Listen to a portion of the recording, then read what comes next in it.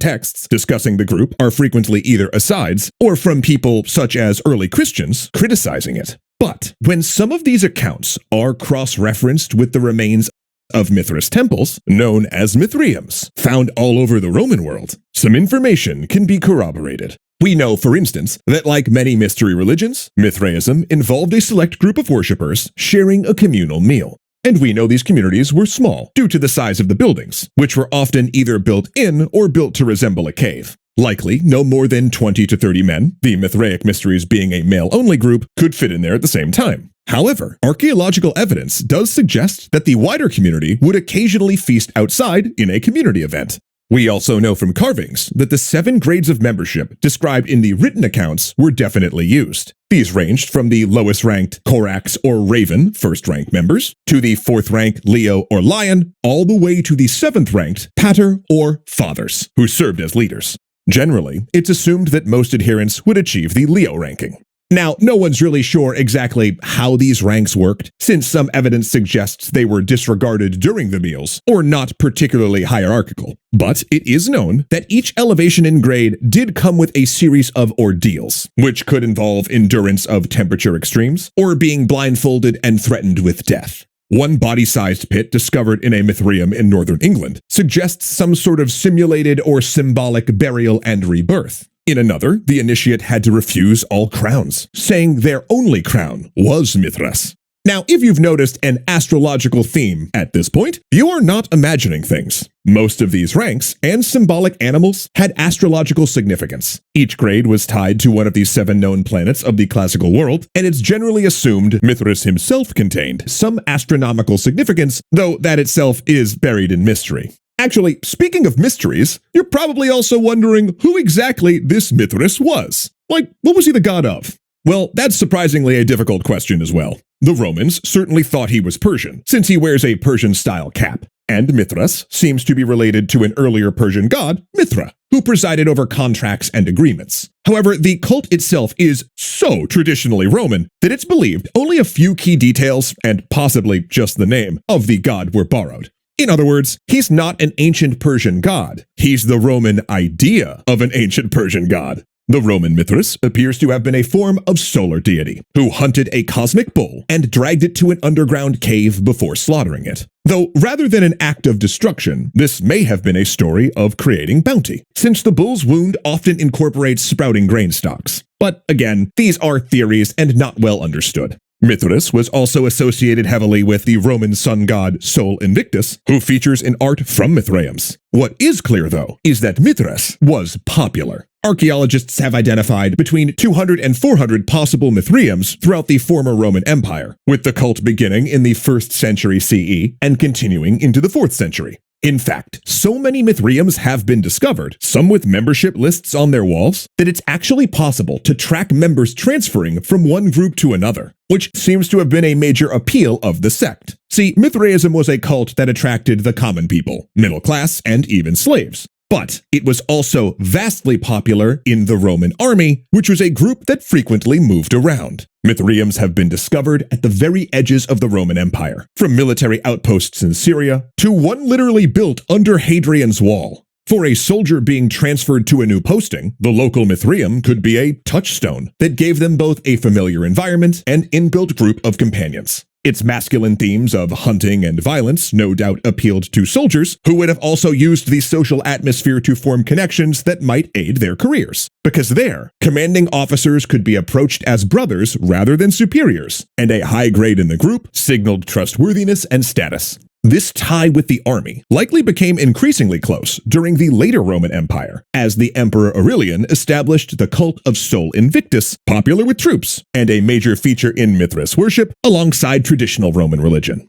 However, by the 4th century, Mithras had a powerful foe in early Christianity. The belief systems competed for converts, but really it was no contest. The enclosed and intimate nature of Mithraism meant it couldn't propagate with the speed and missionary zeal of Christianity. Though, arguably, the priesthood would eventually take many of the aspects of mystery religions, such as elaborate incantations, hierarchical grades of membership, and special knowledge. But then, over 1,000 years later, when the Catholic Church had a hold on political power, another secret society emerged to challenge it: the Illuminati.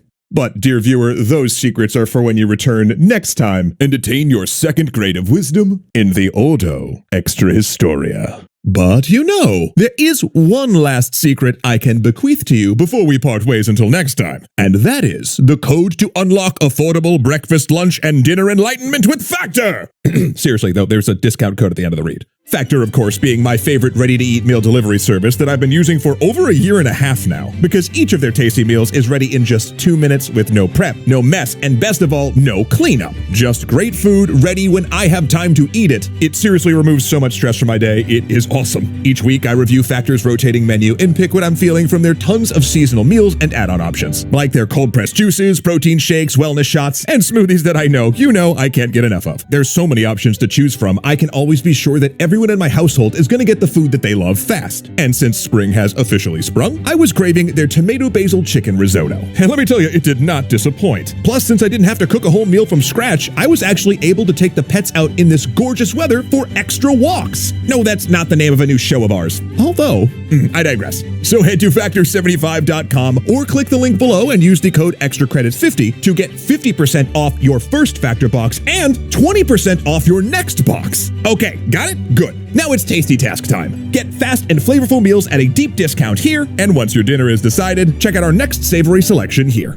Say, did you hear the one about Kuya Koi, Joseph Blame, Izzy Coin, Ilkner, Dominic Valenciana, Arclight Games, Angelo Valenciana, and Ahmed Ziad Turk being legendary patrons? Yeah, turns out they're the best.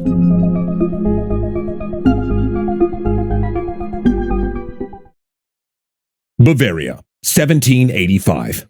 Guards on the road are alerted to keep an eye out for suspects fleeing the country. Bavarian police hammer on doors, for the Prince-Elector Karl Theodor has discovered a secret plot. A subversive group has wormed its way into the leadership structures of power. The post office, the army, Freemasonry, the universities, spreading its credo of secularism, atheism, and the restructuring of society. Members of the group who are caught are arrested. Police seize tranches of documents detailing plans for a silent revolution. Yet still at large is their leader, a man known by the codename Spartacus, Adam Weishaupt, the founder of the Illuminati.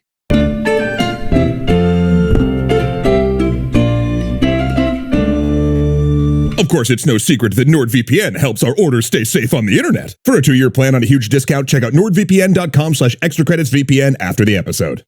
Welcome back, Initiate, to the second grade of wisdom in the Ordo Extra Historia! Today we shall initiate you into the knowledge of the mysterious Illuminati. But first, the Supreme Excellent Lawgiver must reveal you a new sacred rule binding our covenant. Don't Google this stuff! Seriously, just don't. Trust me. Please, please, please, please, please. Most of the information online is hot garbage that tells you nothing, and your YouTube recommendations will become mega weird. So please just trust me on this one. Because somehow a 18th century revolutionary society from Central Europe has become the big bad of fringe conspiracy theorists. But we're getting ahead of ourselves. On May 1st, 1776, Adam Weishaupt, a 28-year-old professor at the University of Ingolstadt, decided to start a secret society. Now, this isn't as weird as it sounds on the surface. Secret societies were all the rage in the 18th century and Weishaupt's native Bavaria. The most popular were the Freemasons, who kept lodges in most major cities, but it also boasted chapters of the Rosicrucians, an invisible college of experimenters who variously sought alchemical knowledge, ancient Egyptian magic, and natural law. Universities were also a particular hotbed for secret societies, formed so students and professors could discuss Enlightenment ideals like democracy and secularism, considered dangerous to the social order. And Weishaupt loved Enlightenment ideas. In fact, he was quite literally a child of the Enlightenment. Orphaned at age 4, he'd been raised by an uncle who unleashed him in his private library of radical texts. So it was likely this type of academic discussion group Weishaupt set out to create. At first, his group was small and consisted mainly of his students. Though he did have to keep those ideals hidden, as he attended Jesuit schools, then university, always under the eye of the monks. The Jesuits fostered a culture of surveillance, with students and faculty encouraged to inform on one another. However, the Jesuit zealotry and tenacity to meddle in politics caused their downfall. The Pope abolished their order in 1773, which opened a place for Weishaupt. With Jesuits expelled from faculty, he was able to take up a position as professor of canon law, and he decided to use that position to remake the world. See, Weishaupt had come to believe that religion had a corrosive effect on society, and that what humanity needed was a fully secular government, run by reason and Enlightenment principles, rather than superstition, and he knew how to accomplish it. Via a secret order, who would gain positions of influence, then steer the world from the shadows. But of course, before that, he kinda needed to learn how to secret society, by which we mean he copied off existing ones. First, he joined a Freemason lodge in Munich. Finding a like-minded ally in one of the lodge's high-up members, he persuaded the man to disclose all of the hidden knowledge of Freemasonry so that they could use it in their own organization. Then Weishaupt directed his students to join the Masons, spreading the influence of his new secret society by embedding it in the established networks of an existing one. After all, it was a key tenet of Weishaupt's philosophy that his organization might work under a variety of names and guises, pushing always toward revolutionary change. Those members initiated more members within the Freemason lodges, at times presenting this new secret society as a legitimate sub-faction of Masonry. An order that would, through study of Enlightenment philosophy and controlled teachings, create perfect humans. A name spoken of only in whispers. A name that would make the powerful shudder. And that name was the Order of the Perfectibilists! I'm sorry, what? Oh, you thought that name sucked. Yeah, well, the Perfectibilists thought so too, so they urged Weishaupt to change it in order to attract more recruits. Oh, and they had just the name to go with. The Illuminati. Think about it, it's powerful and mysterious, while also proclaiming their Enlightenment ideals. Real brainworm that one is. But like most good ideas, it was stolen. Yeah, Illuminati was a word already used to describe devotees of the Enlightenment, and it was also the name of a mystical Catholic sect formed by a Spanish woman in 1492. They just didn't seem to care. Like the Masons, they established grades of membership and began writing deep lore and backgrounds claiming ancient knowledge. That was partially invented by a member and partially stolen from published Rosicrucian papers. To enter, initiates had to write a literary essay, and upon passing, would ascend to the first grade of membership. Their learning was strictly controlled in order to produce the desired educational effect, and more Freemason rituals were included in the middle level until the initiate tried to achieve the rank of priest and full entry into the highest level of mysteries. There, they would be shown a table of treasures with a crown and scepter, and behind that, a throne. The initiate would then be told that if this power tempted them, they would be cast out permanently. To refuse the crown would be to walk the path of obedience to the order and a promise to help subvert the system for the cause of the Enlightenment. Hey, wait, didn't the cult of Mithras last week also involve refusing a crown? Interesting that element keeps popping up. Loyalty was also secured during these tests, as part of the initiation rituals involved the candidate telling an examiner their darkest secrets and desires. Blackmail material should they ever betray the order. The Illuminati were always watching, you see, an element Weishaupt borrowed from the Jesuits. He also proposed a sort of kindergarten, where female members would teach Enlightenment texts. And the order spread, dispersing through the Freemason lodges of Europe. It reached into Austria, France, and other cities in the Holy Roman Empire. In some lodges, half of the members were actually Illuminati, while a few lodges were taken over entirely. This included a lodge in Vienna that counted Mozart as a member, but whether or not he knew about the secret inner order is still unknown. Illuminati leadership did, however, try to recruit people of influence, and by 1784, the Illuminati had 2,000 members, which included a general, government officials, professors, and a postmaster general who had the power to read anyone's mail. Now, at this point in our teachings, you might be wondering, what did Weishaupt do with all that power? Well, I'm gonna tell you. Nothing.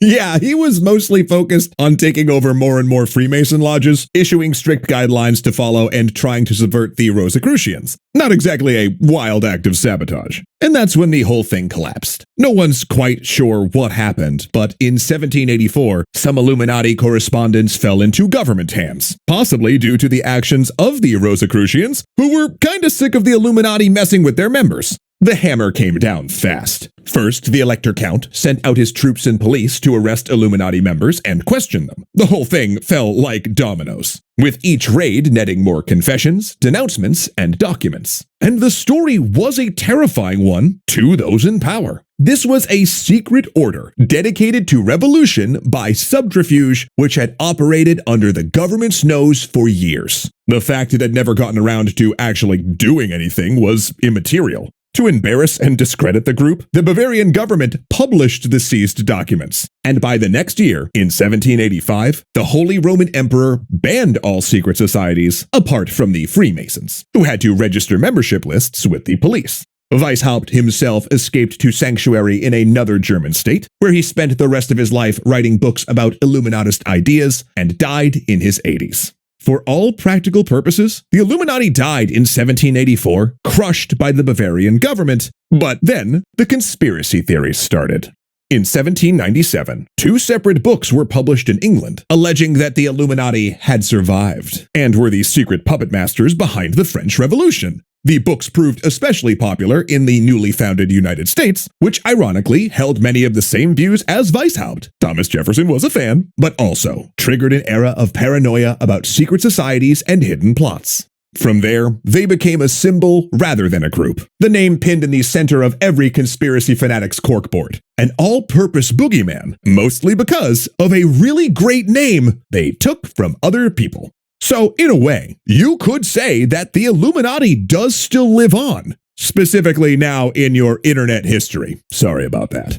Congratulations, Watcher! You have now achieved the rank of Adept in the Ordo Extra Historia. Hail the Watchers! Hail the Patrons! Hail! Hail! Hail! You have just been a delight. You all should come back next week, and maybe, just maybe, you might attain the rank of Quill Bearer, because we're going to be exploring the Knights of the Golden Circle, a group set on building a slave empire in the Americas. Though, as you are conducting your pre-episode research, just remember that if you decide to ignore our sacred second rule, you are going to need some extra privacy to protect you in those nasty, dark bits of the internet. But luckily for you, the Ordo Extra Historia can get you a great deal on NordVPN. Coincidence or conspiracy? You decide! With just one click, NordVPN shields you from malware, trackers, and ads, notifies you if someone scraped your info and put it on the dark web, gives you a dedicated IP to avoid captchas and block lists, and connects up to 10 of your devices to one of thousands of blazing fast dedicated servers around the globe, so you and yours are always protected, but also interneting super fast. Seriously, I'm not saying that I use Nord to watch videos that are region locked in the US by connecting to, say, I don't know, Ireland or something, but I am saying that if someone did do that, the servers are so good that the video quality definitely wouldn't be a problem. And because our historical order is so secret, we very much appreciate Nord's privacy features. They never track or share what we do online, use next generation encryption, can enable private DNS servers for increased security, and they have an actual kill switch, just in case your research leads you to a place where you need to shut down fast. So for protection, privacy, and a great deal on NordVPN, all you gotta do is use our secret phrase, nordvpn.com/extracreditsvpn, or click the link below.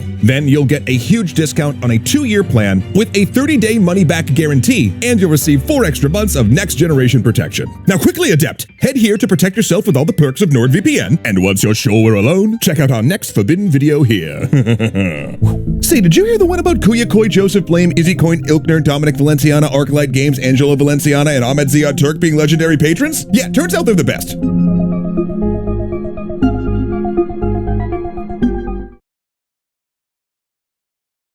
Brownsville, Texas, February 1860. They come from Austin and San Antonio, from Galveston and Houston, bringing their guns at the orders of their leader George W. Bickley.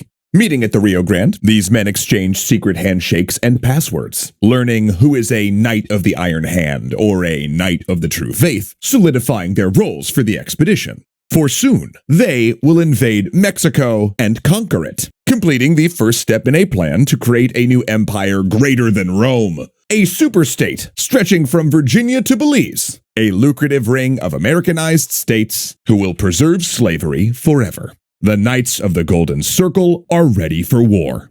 I mean, kinda.